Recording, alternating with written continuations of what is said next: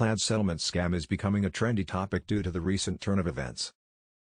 Many people are getting emails that contain the information about the lawsuit, and as usual, the public is questioning the legitimacy. Our goal is to help people understand the lawsuit and help them in any way possible. In the following paragraphs, we have discussed all the key components of this lawsuit which will help you make informed decisions. In case you have any specific query, then visit the official website or talk with the class counsel. Remember, there are a lot of deadlines you need to be aware of, and depending upon what your preferences are, you might have to hire an attorney. Regardless of which side of the equation you want to sit on, there are many things you need to know about before you take a firm stance. Plaid Settlement scam background. Plaid is a name that many of us are familiar with. They have established connections with all the top firms and have been around for a long time. This class action lawsuit was set in motion as a few users noticed the way this enterprise handled their data.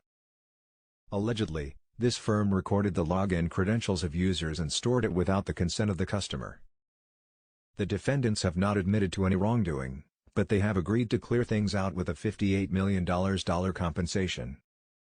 This class action lawsuit in particular has a handful of subtle benefits apart from monetary compensation. Also, if you are a class member, then make sure to file the claim before the deadline, or else it might be difficult to get any financial aid. Plaid Settlement lawsuit. This lawsuit, as we mentioned before, concerns a lot of dimensions. In simple words, Plaid Link, interface owned by Plaid, is said to have captured login credentials of users without their consent. Plaid Link acts like a bridge between finance applications and bank accounts. The complaint clearly alleges that this firm authenticates users using unconventional methods. In other words, this interface prompts users to enter their respective username and password to verify their account.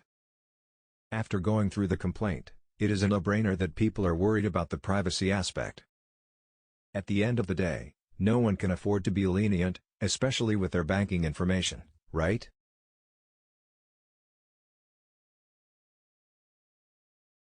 From the moment the lawsuit was filed, there was a lot of buzz surrounding it. Of course, the attention-grabbing feature was the big $58 million compensation.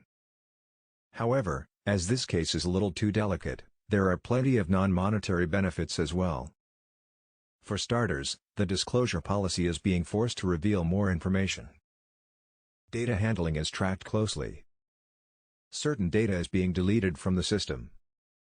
Lastly, Plaid is also being asked to create a page that contains information about the best practices while employing their service. As you can tell by now, a lot of emphasis is being given to the enhancement of safety features. Moving on to monetary benefit, the total amount which every user will get depends upon a few things. Attorney fees and other legal costs will be deducted by the settlement amount, and the remaining sum will be distributed equally to all the class members. To find in-depth details about the way funds will be handled, go over to plaidsettlement.com and check out their FAQ section. When it comes to figuring out the compensation amount, there are a lot of uncertainties. First of all, the settlement amount has to be approved by the court. Once the final figure is revealed, around $14 million will be paid to class counsel. The representatives might receive additional rewards as well. From the net settlement fund, every class member will get an equal share. Note that regardless of how many accounts you hold or held with Plaid, each and every user will be eligible for only one claim and the benefits that come along with it. As of now, there is no way to accurately forecast the monetary rewards. Of course, there may be few methods to predict the rewards, but it is highly likely to be far from the actual figure because of too many variables. The best thing to do is submit the claim and wait for the case to unfold. Submitting claims. There are two ways through which an individual can file the claim. The first option is through the official portal and the other is via mail. Choose any medium that you are comfortable with and follow the instructions along. If you have any doubt or if you object, then you might need an attorney to represent you. Also, if you choose to hire an attorney, then you will be the sole bearer of the costs involved. All the instructions are provided in the FAQ section of the official website. How to exclude yourself from Plaid Settlement. If any one class member does not want to be a part of Plaid Settlement, then he or she can opt out by sending a letter to the settlement administrator. The letter must contain the name and number of the lawsuit. Contact details and notification of exclusion should be clear.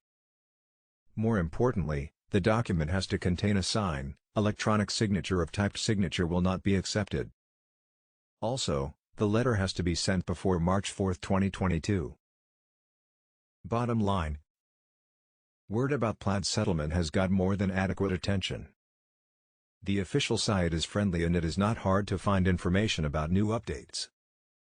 Given the way things are structured, it will be easy for most people to follow the instructions and get the rewards. Lastly, do not forget to keep an eye on important dates and talk with an attorney if you don't agree with any aspect of the contract.